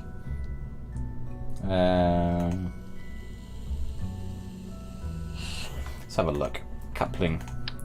Not that one, that's way too small. This one. There we are. So that blasts it apart from there. And then we will need, go back to where we were before, we'll have a payload. We don't have the large enough payload door for it, that's the only problem. Oh, what is that? What's it done there? Oh, I see what I've done. Right, okay. So that's not quite where we want to be. We want to get some science while we're up there on the Mun. Well, that makes sense to do that, but I tell you what we'll do. We will get rid of that part. We won't get a lot of science from it, but we will do some observations, and that's what we will do. This is really purely to get the tourists sorted. Let's put on an engine. Right, it's that size engine we need, but I need a smaller tank. No, not that one. Come on, surely it's that one. Yes, it is that one. Right, okay. And we will put 4 engines there so that it can land. That should do the trick for it. Hopefully that will take off and land again. It probably has more fuel in there, so 720. How much fuel is in one of those? 540. So this has actually more fuel than the last one did. And we'll put that in there. This will be now our Mun bus. It's our way of landing on the Mun. So Mun bus Mark II, I think, because we've already got a Mark I of a Mun bus. I think we'll save that. That should do the trick, and then we will need to put these back in play. So we'll pop those there, and these ones should reach over the top of those. There we are. Yeah, that's cool. That puts that in play. Right, so we want to make sure these boosters go off together. Right, yeah, that does the trick. We can fire up these actually at the same time as these. That's fine. Then they all burst off together. Then that bit breaks off. Then that engine engages. Then that breaks off. Then those engines engage. In fact, actually, what we could do is just put those together so that the engines activate as that breaks off. That's fine. Then that breaks off. Then we have the drogue chute. Then we have the main parachutes. Yeah, that works. That does its exact job. Staging is all right. And we need to now make sure we got our crew all okay. So Jeb doesn't need to go, nor does Bill. Who needs to go is Valentina, because she needs to go and fly the thing out there and get some more experience. And we got 4 tourists left. So these 4 tourists should all be ones gagging to go to the moon. That's what we should be having. So those 3 are, and who's the other one? Yeah, so's he. Some of them are wanting just orbits around the moon, but some want to land on the moon. So we'll take them, we'll put them in the tourist seats, and then we'll put our scientist in there as well, so he gets a bit more experience of flying as well. There we are. That's that done. Hopefully, this should be able to do the job we want it to do. Let's find out.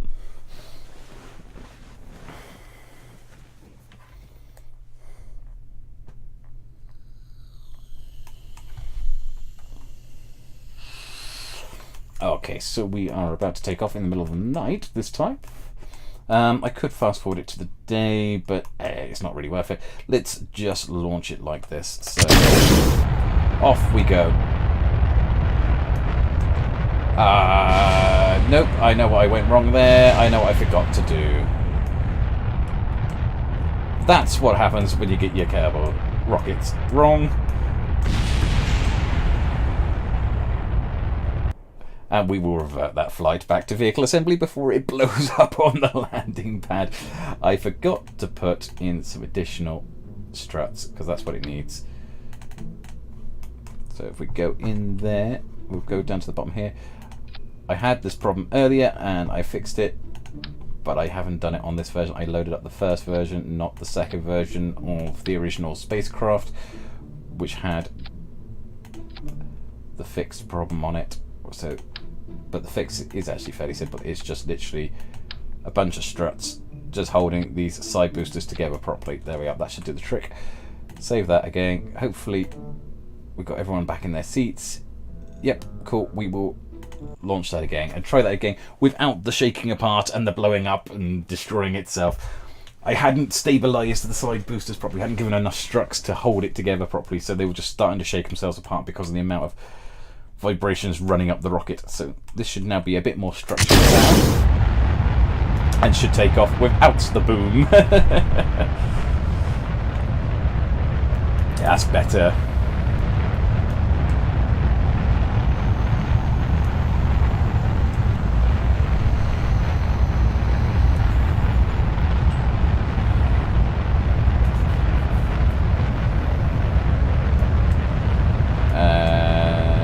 Oh, why have I got my things on full thrust? I need to have them on quarter thrust.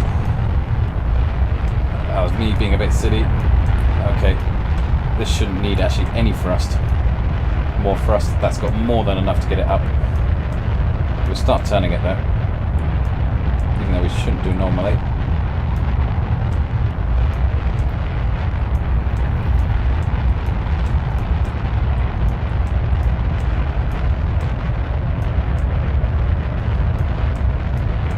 Now we can start accelerating up.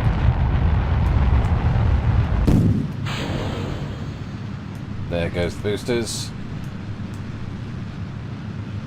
And we just ain't turning. We haven't got the strength in our tiniest of SAS modules at the top there, reaction wheel modules, to actually turn. It's just going to go up.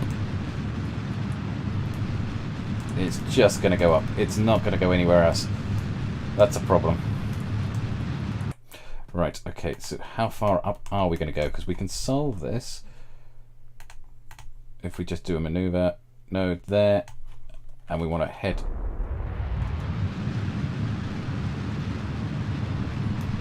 We've got to hit towards that maneuver node.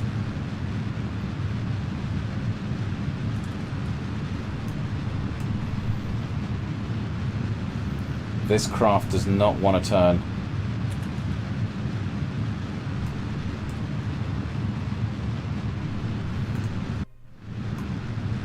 It does not want to turn over. And it's now going in completely the wrong direction. Oh no, it's not. It's starting to try and head in the right direction. We may not reach an orbit on this. It doesn't like turning. I need boosters on the bottom there that have... I might change out those boosters. If this doesn't work, I will change those for something that will maneuver. Something that will actually have some gimbling and enable me to do a maneuver, rather than now it's going to flick over as well. That's not going to work. Let's revert the flight back to the vehicle assembly. Let's put a better boosters on the bottom. So this will be the Mark III. This will be the B, actually, because that was technically the A, the last one. Right, so let's go down here. Check out in the vehicle assembly. That's not working. Those boosters, those rocket engines, are just way too powerful. They got no gimbling capability whatsoever. So if we put those ones on there, they have a gimbal capability. They will enable the rocket to maneuver a bit better up in the upper atmosphere there. So save that, launch that, try again. Let's try this, third time a charm. And in fact, what I'm going to do is I'm going to put it to the daytime just so it's a bit easier to see the rocket instead of doing it at nighttime. Not that it makes much difference, other than the fact that in daytime also, if you need any energy, then you've got the solar panels that will pick it up, which you can't do at nighttime, because obviously there's no sun to do anything with. And let's not push the thrust up right away at the beginning. Let's just push that to there and launch. Ah, right, okay, so it's decided to put those on a separate one, but that's fine. We can do that. Try not to muck up my staging too much either. Oops.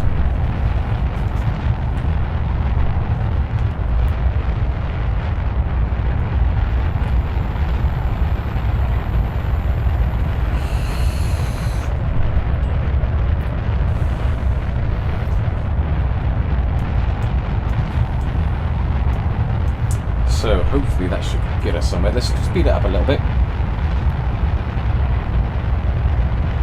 Just so we're not sitting back and watching it going for ages. Solid fuel is nearly out. Let's put it back to normal speed. There we are. Cool. Let's push the boosters up. And we can turn. Ah, look at that gimbaling. That's so much better. I can now maneuver the rocket.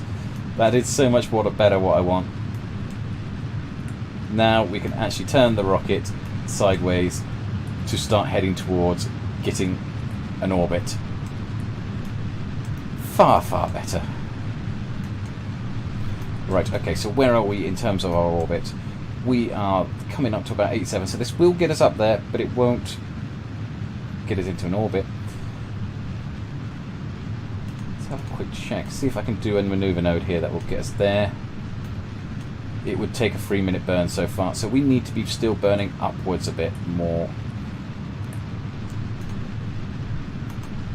That just gives us a bit more height to come up to before we start trying to turn into the orbit properly. We are nearly out of the atmosphere. And we can start tucking this over a bit. These engines aren't as powerful, so they will take longer to get us to where we want them to. So this is the only drawback of using these, but they do have a lot more maneuverability of it. So as long as we can get to where we want to in time, that's the most important thing. Right, okay. That's a little bit better. Now let's see, can we get an orbit?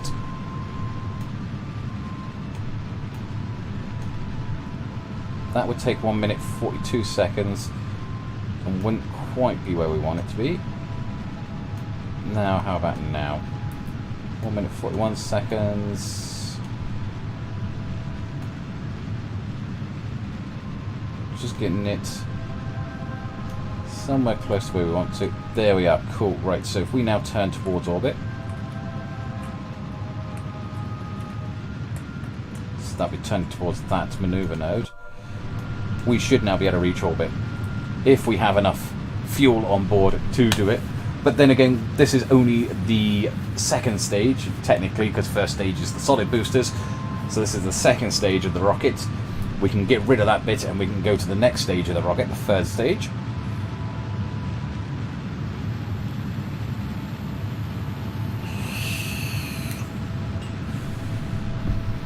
Because we're in space now, that third stage is much more efficient. Not as powerful, but it doesn't need to be. It's more efficient on its fuel, and it's not pushing as big a load as this one is, because it hasn't got all these fuel tanks to push as well. As we get to this point, there we are. Yeah, we are going to run out of fuel, but that's cool. We now have the next booster can do its job. It will need a 59-second burn, so just over the timeline that was given, but that's fine. Let's speed time up a little bit. We're getting towards an orbit. That looked like an orbit being taken. Yes, it is. There we are. We are in orbit, actually, I think. Yep, that's an orbit. We're outside the atmosphere, so I don't really need to push it any further. Let's go and plot ourselves a course to the moon. Or the mun. I should stop calling it the moon. It's not the moon. It is the mun. It is Kerbal's equivalent. Let's create... Right, there we are. We nearly had the encounter there, so I saw it flick through. Let's see what we got. No, it's the wrong side. I want you to be that side. There we are. That's cool. Right.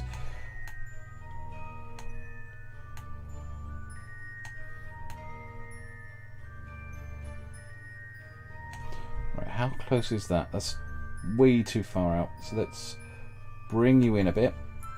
Like that. 32. That's not too bad. Focus onto the moon itself now.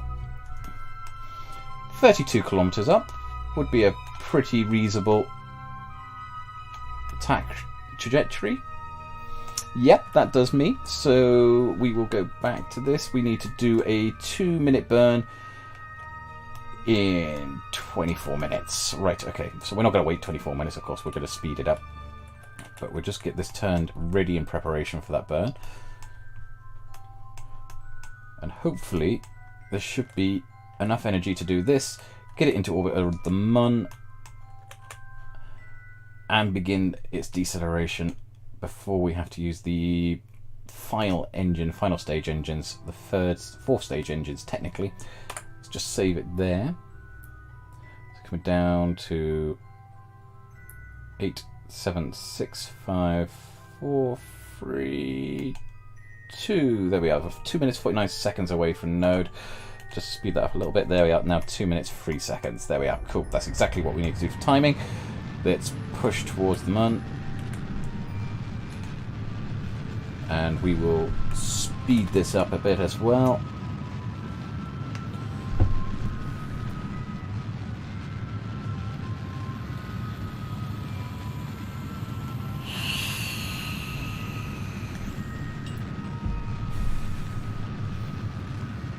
As watching the orbit expand out, we will try to get to the mun. Hopefully this will get there. The bigger issue is more about fuel than anything else. This is coming in quite quickly. There we are. It's starting. You can see the orbit coming into the mun now. Its orbital path.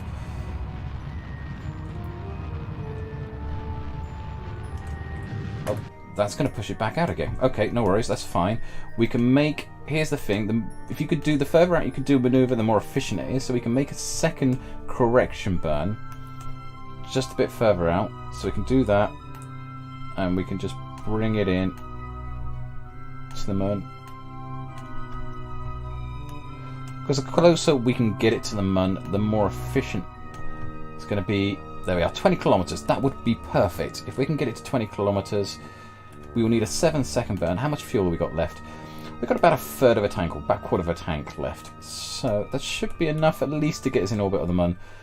If not, bring us down for a landing. I really want... We may not have enough fuel for this. It's going to be tight on fuel.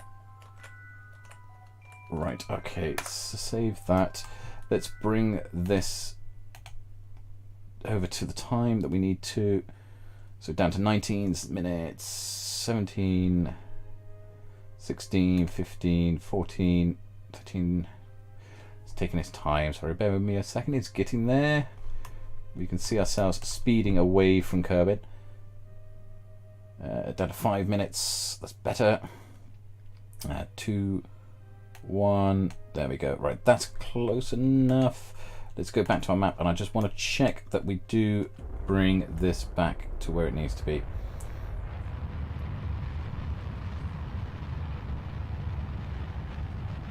And I think we will certainly get this down onto the mun. Whether we get it back into Kerbal, that's a different matter altogether. But we will certainly get this down onto the mun. So let's bring that down. It's down to 60. We want to bring it down to pretty much the same. So we want to bring it down to 20. Yeah, close enough. Right, okay, so that will need a 47-second burn. Hopefully we've got enough fuel left in the tank. But this might require more fuel than I anticipated. And getting these guys back might be a bigger problem than it does to take to get there. So let's do that, and let's see how efficient we can do this, or how quickly we can do this. So let's warp to here. Let's bring it back. So we should be approaching the mun now.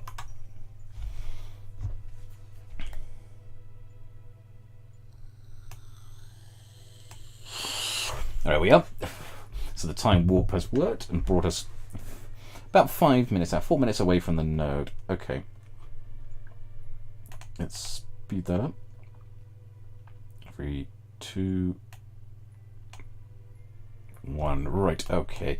And we're about 10 seconds away from having to do our burn. Just speed up a little bit more. There we are, that's fine. And now we can push our burn out and try and see if we can bring it into a semi-decent orbit. We would hope. Just while that's doing that, I just want to double check something's come up. We have a... oh. Right, okay, and there we are, cool. ideal coming in. I think that will be an orbit now achieved. Yes, that's an orbit. So we at least are in orbit on the Mun. That's what we wanted. And let's just make sure. It keeps freezing out for a second there, so I do apologise. That's probably where I've been switching screens. And boom, there we are. Right, okay, 9 kilometers at base, 29. That's fine. We are, like I said before, you can orbit as close as we like to it, as long as there's no mountains in the way, because there is no atmosphere on the Mun to worry about. So this will have done at least far enough to be able to actually get us into orbit. We could possibly bring this in for a landing. In fact, we will try it for a landing, but that's going to be a little bit more complex, mainly because first of all we've got to find somewhere to land, and because of the amount of fuel expenditure. In fact, I will go for that. We'll go for a landing right now. So to do that, I need to first of all just retro burn enough to put us on what's called a suicide burn course. This area looks as good as any to land in. That will do. Then we need to save this, and then about 6 kilometers. There we are. 11, 9, 8.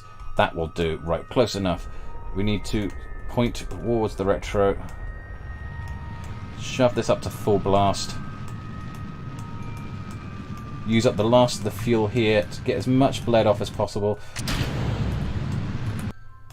That's actually really powerful, so we don't need to push it as powerful as that.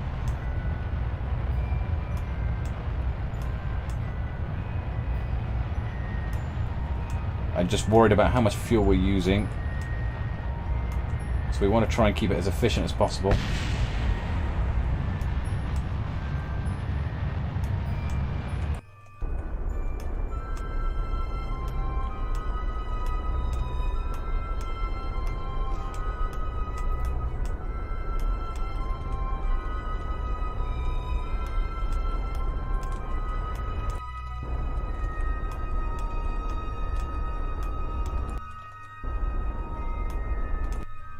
Oh, bounced it. Ah, bounced that over. Oh well, never mind. Right, okay, that's going to make takeoff again interesting. Very interesting. Okay, so let's do at least a crew report and keep hold of that. That brings us back our science from around the Mun. That should count that way, shouldn't it? Or was it science from around the Mun rather than on the Mun? So like transmit and recover scientific data from the surface of the Mun. Now that's what we need to do. And also from the space around the Mun. So if we can get this to take off, I'm not sure how I'm going to get this to take off actually. That's going to be a little bit difficult. Where are we in relation to everything? We need to be going where our shadow is. So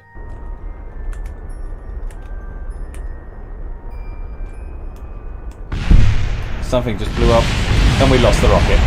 We lost the rocket. Okay. We'll need to revert. That was not what we wanted to do.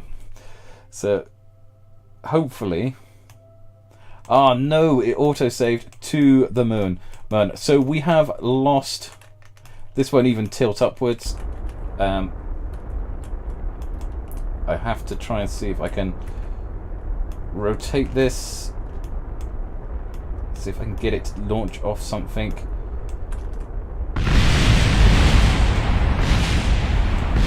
Yeah, that didn't work either. I think I may leave this as a lost cause. We're going to have to next time, I think, build a rescue mission to bring these guys back. Preferably not in the same way this. It nearly landed. I nearly had it down. I nearly had it there. And it is, unfortunately, I don't think I'm going to be able to tilt this back up into the correct phase to be pointing the right direction. It's gonna just keep sliding across the surface and it's not going to actually take off again. So with no takeoff available, with some of my crew and a bunch of tourists all trapped on the moon, on the Mun, next time I'm going to have to turn around to a rescue mission. In the meantime, that's me all done for today.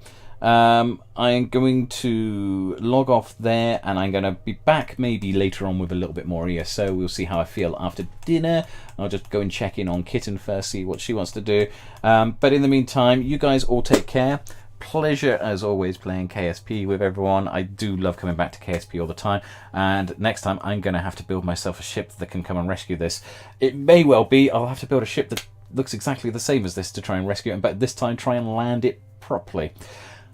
Take care, see you all again soon. Have a good one. Ta-da.